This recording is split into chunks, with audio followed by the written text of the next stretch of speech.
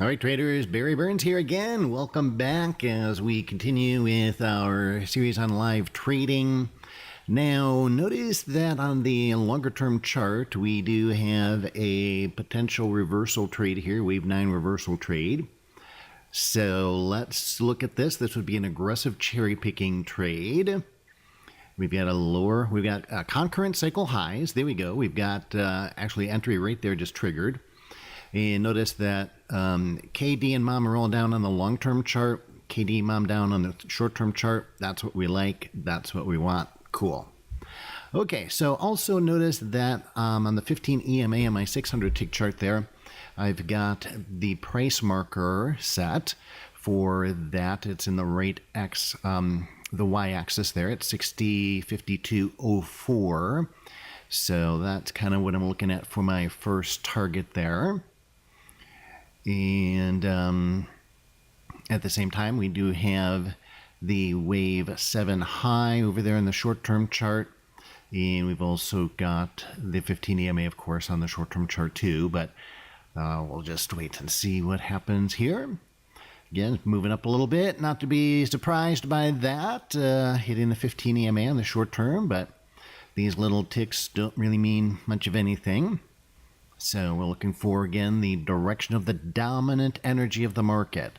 So, by the way, this is an interesting point. So a lot of people get very freaked out when the market moves against them, even just like this, where, within a bar. And see, now that bar just closed on the short-term chart, and it ends up being a doji bar opening, closing at the low. But intra-bar, oh, it went green. Oh, no, it went green. So they get all freaked out. It's like, wow, that means nothing. Within one bar like that, do not let that freak you out. So, I mean, that's just the normal ebb and flow, the bid and the ask of the market. And so, yeah, you can't get that, get caught up in that minutia of the market down to that little time frame, because that's going to happen. It's going to happen all the time. You cannot be a trader and worry about that stuff. We're worried about the big picture, as you know, with Top Dog Trading. Our primary philosophy of trading is to trade in the direction of the dominant energy of the market, and early in the direction of the dominant energy of the market. So that means big picture stuff, not little picture stuff. And so how do reversal trades apply? Well, now we've got 9 waves up, so that's even a better reversal trade than a wave 7, right? Because if we want to trade in the dominant direction of the market, well, the dominant direction is late in an old trend. So if we go long at this point, we're no longer trading early in a new trend. We'd be trading late in an old trend, and therefore we'd be violating the principle of trading early in the direction of the dominant energy of the market. So reversal trades are much riskier, as we've said, but they still adhere to the same principle in the sense that we're just trading the reverse. Instead of trading early in the direction of the dominant energy, we are trading late, but not with, but against the dominant energy, and hoping that we catch a move before it's confirmed. So it's riskier for sure because it's not a confirmed move. But the rewards are bigger. Anyway, we've talked about all of that. I don't really have a lot to say right here, so we're just watching this go down. So there's our first profit target, by the way. We've already hit it there at the 15 EMA. And notice it also concurrently comes in around the same place as the 50 EMA on the short-term chart, so that's nice.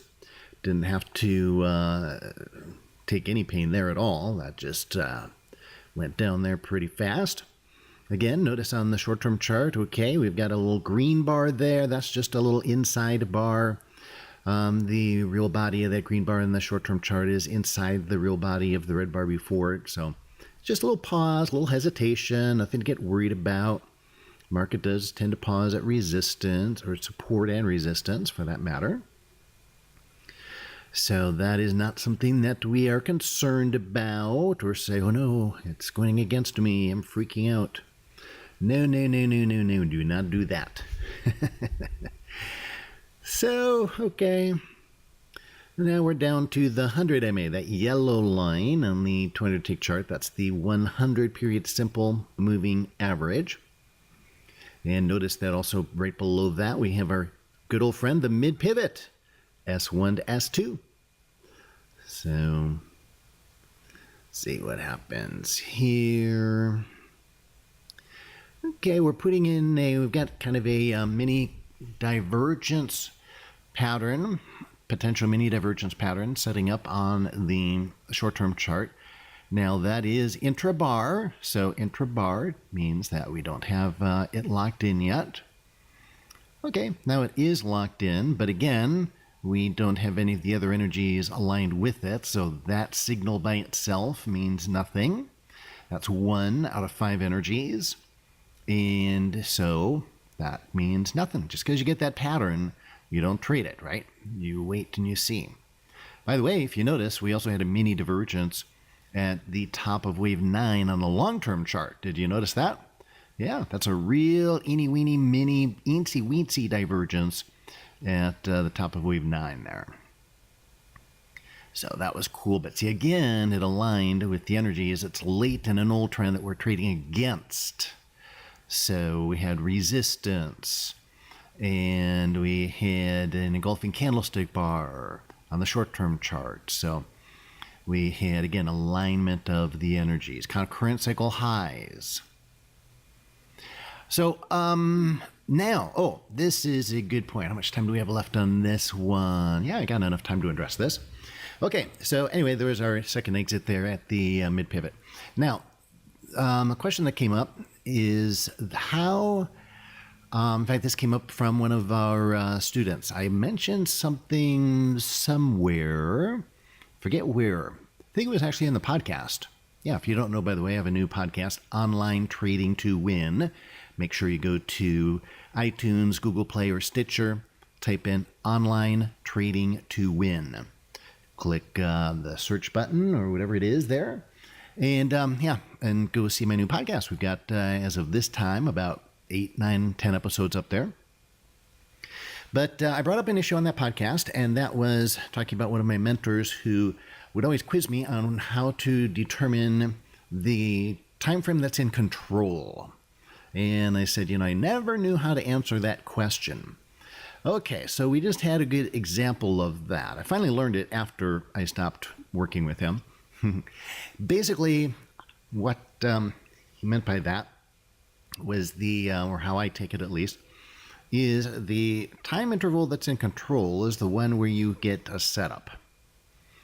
So, in other words, you could look at these two time frames, right, and say, well, okay, so Barry went short at a wave 9 on the long term, but we were in an uptrend on the short term.